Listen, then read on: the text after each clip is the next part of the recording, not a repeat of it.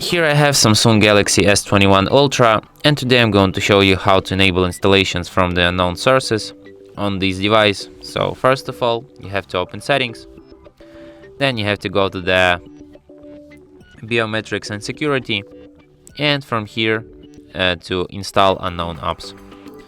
Here you can see the whole list of apps through which you can install unknown apps. Let's select, for example, Google Chrome, and then you just tap here, allow from this source, and now you can install unknown apps through the Google Chrome. You can do the same things to the all other apps from this list, for example, Galaxy Store, maybe Messages, and other apps here. And that's it. Thanks for watching. If you find this tutorial useful, don't forget to hit that like button and subscribe to our channel.